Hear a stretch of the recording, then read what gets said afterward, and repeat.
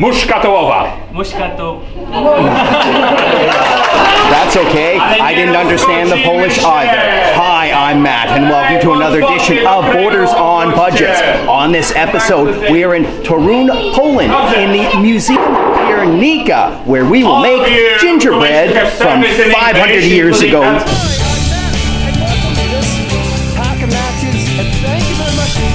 Seems like this should be on the Blair Witch next episode.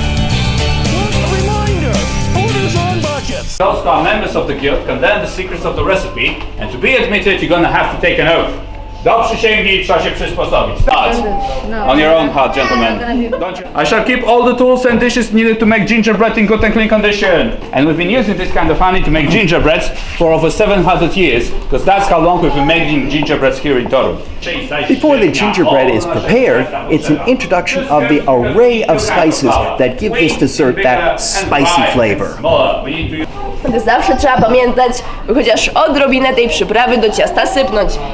Black pepper is the most important spice. You have to know that in Polish we don't say gingerbread. We call this dough piernik, and it translates directly to pepper bread. Tak intensywne, że palą i pieką przeokrutnie, jak to takiego zeźle. O, wtedy są znakomitym remedium na gadu. A jeżeli tam nie chcecie spędzić 3 dni i 3 nocy pod rząd, to lepiej z tą gałką nie przesadzać. Well, this nutmeg, as I said, gives the color to our dough, but beware because it's very intense spice, very intense. Do not overdose it. So, our foreign guest, please answer me this question. From which spice Polish name of gingerbread comes from? Pepper, Pepper, black pepper, yes, quite good. Imagine that it is your worst enemy's throat. Myślcie sobie, że to gardło najgorszego wroga.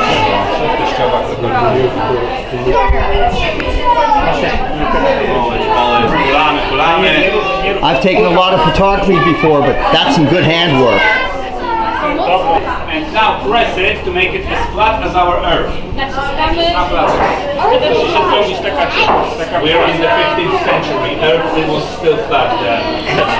One more side. On your brush is enough. This one, don't pull out. First with your whole hand, like you're doing CPR. Or you're trying to keep somebody underwater. Tą mokrą stroną tu do dołu. Then you just grab the side of your dough and with one swift move take it from the mold. With this rounded side of the knife, we're gonna have to cut out our gingerbreads with a move like this, like we are moving a cradle. Tu masz nożyk, tak? Tak, pomóc ci? O, trzeba ją wyciąć, tak? Przy samej trzeba wyciąć żadne. When you are ready, cutting out your side of the room. In the meantime, you're gonna have a break. You can look around our bakery. In the corridor.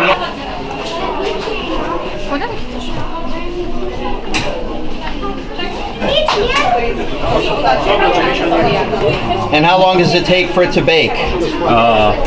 We're medieval people, so we count time in prayer, so it's about 50 Hail Marys. Depending on how fast you pray, that's 10 to 12 minutes. Cynamon dać najlepsze. I'll use my non-shooting hand to taste the honey. Ooh, that's thick. It's almost like buckwheat honey. You deserve a Okay. Oh. You are hardworking, so you deserve a mighty gingerbread from the witch. I've been making them the whole night with chocolate. These were the rules to which participants swore an oath to before starting the class. I won't hold the screenshot for that much longer, but I think this is 15th century for thou shalt not double dip. And every product that was transported here had to be transported by Torun. And thanks to that we had access to big amounts of corn, whether it's wheat, rye, all kinds of cereals. We could participate in international spice trade, those spices were in the Middle Ages very, very rare. As Igor mentioned, because of Poland's location in Central Europe, the trades, especially of the spices, flowed through into Torun via the Vistula River. And only brown sugar was available, and in Middle Ages that was produced only in Middle East and had to be brought, like those spices, from far lands from here. And that made it very, very expensive, much more expensive than honey, which was available in plenty near Torun. The gingerbread tour moves upstairs, where production changes from the 15th century to the 19th century. Hard and cold like this. As you can see, it has 3 chambers, but the best option is put gingerbread in the middle one because that is the highest temperature. It is a favorite for us because we want to make as much gingerbread as we can. What is the biggest difference between the 15th century bakery downstairs and the 19th century bakery upstairs? The basic thing is that gingerbread makes a cookie. Like now people they eat it because they like it, because it's a lot of sugar. It's sweet, not like downstairs, like in the Middle times, like it was for decorating. People they had gingerbread because they were rich. Now every people can eat gingerbread.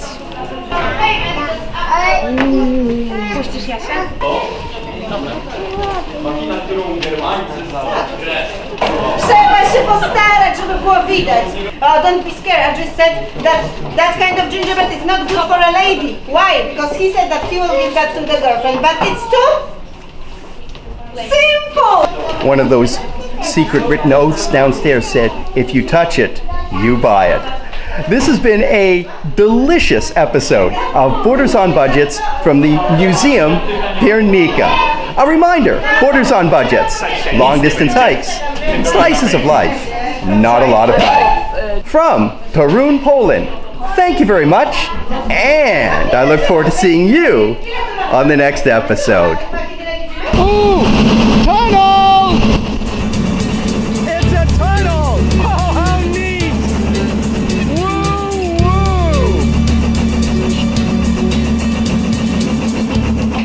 It's the best quality. So, chocolate even in Middle Ages, yes. It happens only here. Precious it is. Did you like this episode? Good. Help Borders on Budgets. Hit the subscribe button below. You'll have to find it yourself. My hands are a little tied up right now. And don't forget to share this video with your friends who have a sweet tooth.